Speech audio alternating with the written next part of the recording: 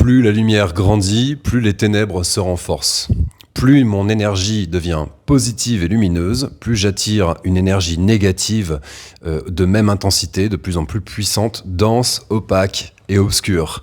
Ça, c'est une loi universelle de base, une loi essentielle que tous les énergéticiens connaissent. Mais on va se demander, mais qu'est-ce que je vais faire de ça et comment est-ce que je peux dépasser cet état de fait? À quoi ça sert finalement de travailler sur soi-même pour développer une énergie positive s'il y a toujours du négatif d'une intensité de plus en plus grande qui va venir me challenger?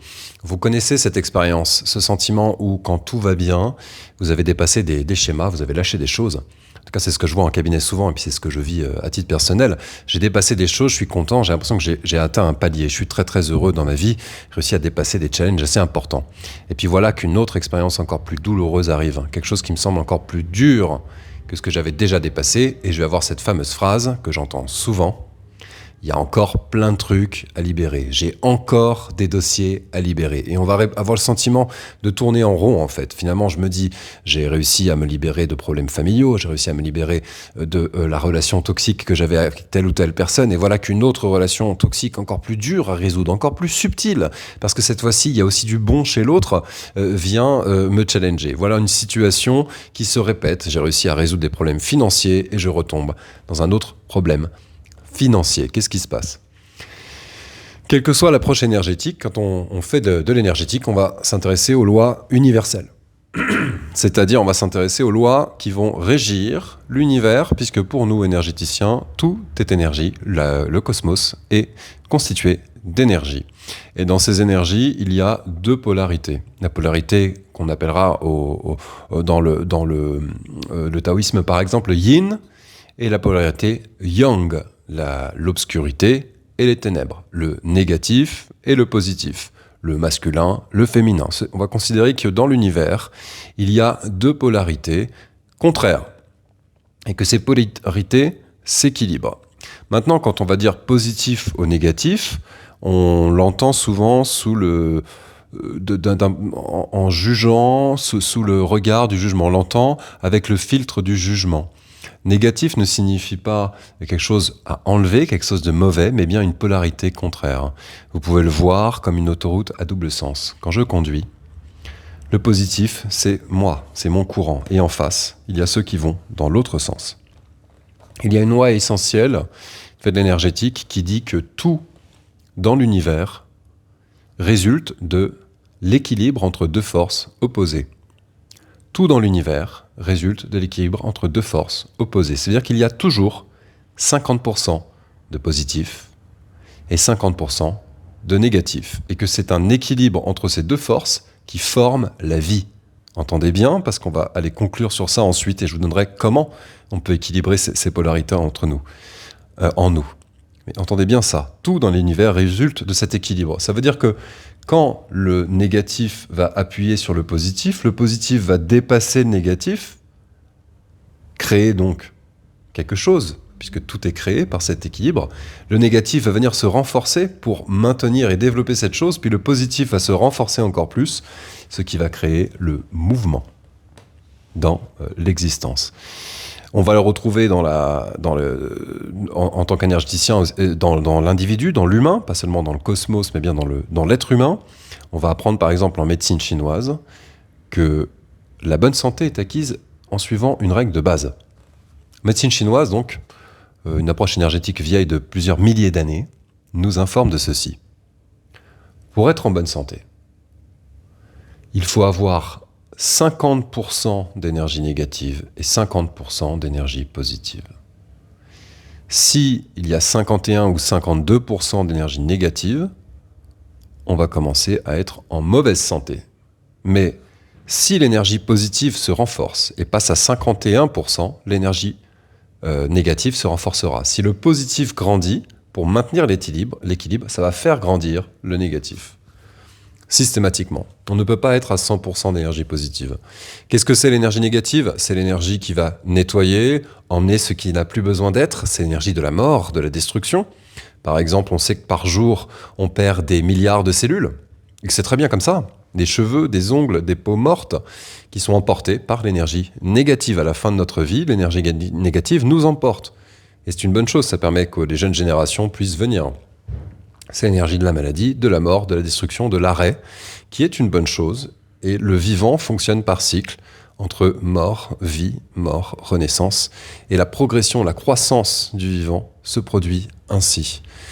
Donc l'énergie négative n'est pas à enlever, mais à équilibrer.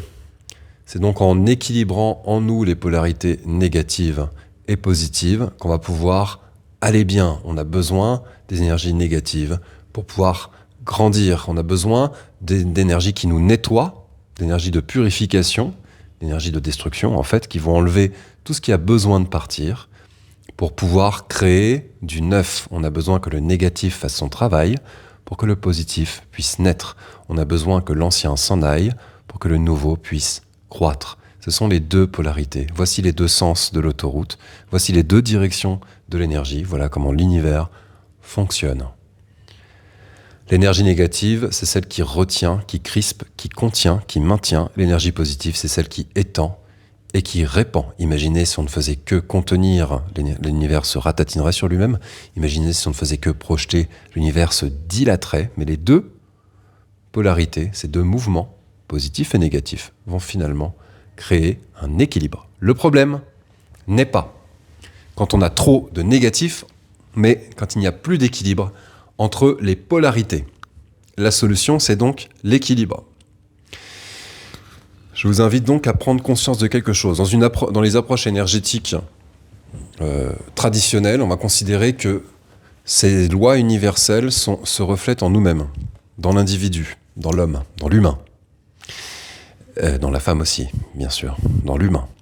Donc, que les points d'énergie de notre corps sont tout un tas de vaisseaux, de canaux de circulation qui vont travailler donc en positif et en négatif. Et on a besoin que les deux sens de l'autoroute soient bien équilibrés.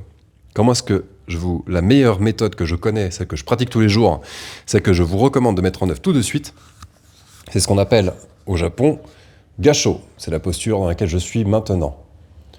Placez-vous dos droit. Faites-le maintenant, dos droit. Posez les doigts contre les doigts, les paumes contre les paumes, épaules dégagées. Je ne veux pas voir ça. Vraiment ouvert, épaules dégagées.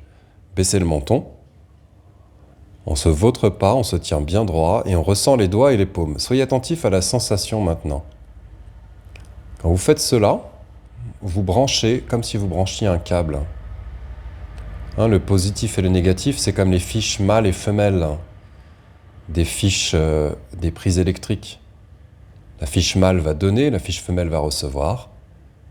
Les deux polarités sont branchées. Branchez vos mains l'une contre l'autre, vous câblez votre système. Et restez juste comme ça. Un tout petit instant, là, maintenant. Ressentez les doigts qui se touchent et les paumes. Et en le faisant tous les jours, vous équilibrez vos polarités. Commencez par ça. Commencez par laisser faire et accepter complètement la charge négative, ce qui vous permet de laisser faire et accepter complètement la charge positive. Et ressentez cet équilibrage. Plus de mental, plus d'arguments, juste de la sensation, les doigts contre les doigts et les paumes contre les paumes. C'est la base, ça commence par là.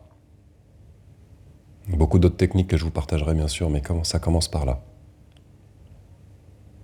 Ressentez les doigts et les paumes. Et je suis quasiment sûr que, en faisant simplement cet exercice maintenant, vous avez déjà changé de point de vue sur le négatif de vos vies. Je vous invite à le mettre dans les commentaires. Cette petite expérience courte, qu'est-ce qu'elle vous a apporté? Mettez-le dans les commentaires. Et je vous propose une deuxième vidéo à venir. Vous pouvez cliquer sous la vidéo, il y a le lien. Deuxième vidéo de pratique, de mise en pratique de ce qu'on vient de voir. Cette vidéo en 2 parties donc, où je vous expliquerai comment pratiquer la méditation Gassho pour équilibrer les polarités. Et je voudrais aussi vous partager beaucoup d'autres conseils que je fais lors d'ateliers Zoom gratuits. Je vous apporte beaucoup d'autres conseils, je réponds à vos questions. Vous pouvez cliquer sous la vidéo, ce sont des ateliers que je vous offre. Je le fais avec mon assistant et on vous explique justement comment utiliser votre énergie. On vous fait un certain nombre de démonstrations.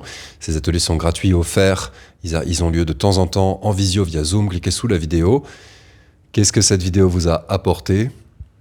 Est-ce que vous comprenez le concept de polarité? et comment ça va juste de l'avoir visionné.